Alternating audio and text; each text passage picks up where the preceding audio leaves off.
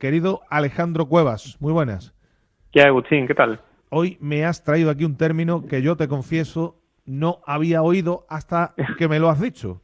Hablamos, me has puesto aquí hoy del snapping, que en inglés me imagino que será snapping, bueno, snapping de cadera.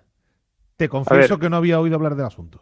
y esa es un poco la gracia, que es un término que generalmente se desconoce, Ujú. pero lo que describe sí que ocurre con bastante frecuencia y sobre todo en deportistas. Por Sí. eso creía que era interesante traerlo hoy aquí. Ujú.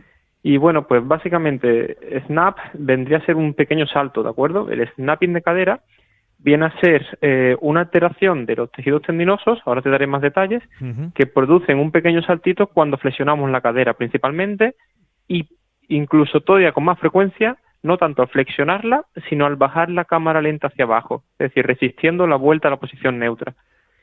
Y Ajá. bueno, pues resumirte un poquitín, en este caso se podría decir que son 6 músculos diferentes los que se encargan de flexionar la cadera, Ujú. es toda la cara anterior de la cadera, ¿de acuerdo? Ujú. Y lo interesante de esto viene a ser lo siguiente, tenemos pacientes, sobre todo runners, que poco a poco, dependiendo del ángulo en el que flexionan la cadera, imagínate, no es lo mismo andar con las piernas completamente rectas, los pies Sí, completamente mirando al frente, claro. a hacerlo con una pequeña rotación, ¿de acuerdo? Pues digamos que el snapping se produce en aquellas personas que giran más una pierna que la otra a la hora de andar o de correr y van desarrollando más la musculatura de una forma concreta que termina haciendo que el ángulo de rotación de la cadera sea un poco diferente. Ajá. Y el snapping se produce cuando la tensión que generan los tendones por desarrollar una forma concreta de correr es lo suficientemente alta como para producir ciertos tipos de saltos entre distintas estructuras óseas y se escucha y se nota un pequeño saltito del tendón. Lo suele Ya. producir principalmente el tendón del psoas, aunque pueden ser otro tipo de tendones también los que produzcan este pequeño salto. Y bueno, decirte, Agustín, que en Ujú. sí mismo no es una patología, ese pequeño salto no es un problema, hasta que empieza a producir síntomas, ¿de acuerdo?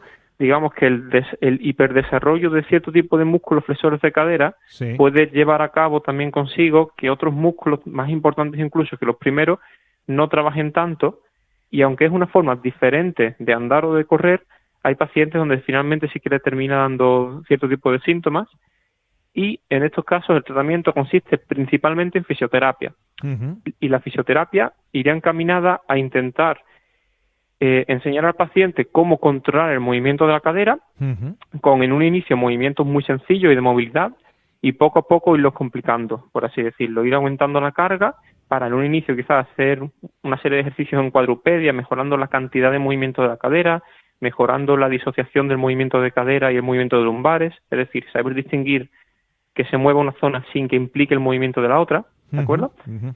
Y poquito a poco haciendo ejercicios de técnica de carrera más avanzado, relajando la zona que está trabajando demasiado y tonificando y controlando mejor esa zona que trabaja un poquito menos, por así Ujú. decirlo. Ya, ya. Estaba mirando por aquí, claro, que en este tipo de situaciones de lesiones la cadera puede llegar a sonar.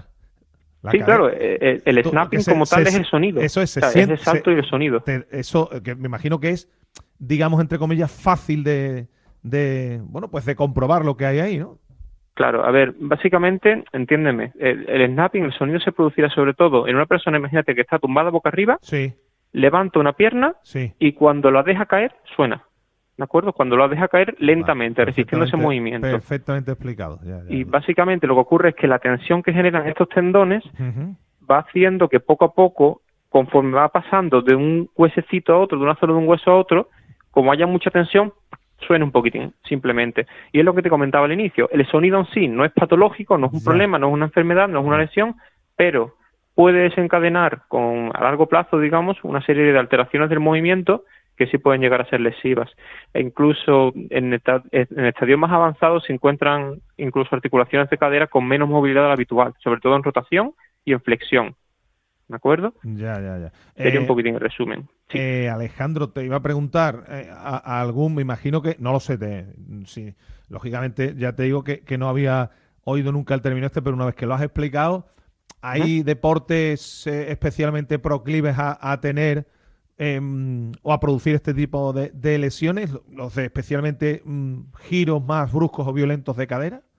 Yo hablaría sobre todo, más que de deportes, deportistas. Ajá. Siendo sincero, entiendo que no tanto el deporte, debido a que al fin y al cabo va a depender mucho incluso del tipo de posición. Me refiero, no juega igual un alero que un pivot, que un base, no juega igual un delantero centro que un portero, que un defensa, y lo que sí es lo que te comentaba al inicio, dependerá mucho del control del movimiento y del patrón motor que tenga cada persona, cada deportista, para desarrollar más unos u otros. La forma de moverse, su musculatura y todo, ¿no? Claro, lógicamente. Mira, sí es cierto que, pero entiendo que es una muestra completamente sesgada, que si me preguntas a mí, yo lo he visto sobre todo en jugadores de baloncesto. ¿En baloncesto? Pero, sí, pero no sé si ha sido casualidad, entiéndeme, y que se ha terciado que las personas que practicaban baloncesto han entrado en clínicas físicas concretamente por esto, y a lo mejor le preguntamos a la clínica de enfrente y me dice que no, que todos los suyos eran personas sedentarias. Claro, mira, porque por la aquí, verdad es que lo desconozco. Por ejemplo, estaba mirando algunos detalles de esto y también dice que especialmente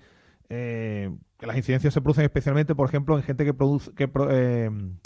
que practica danza o ballet, fíjate.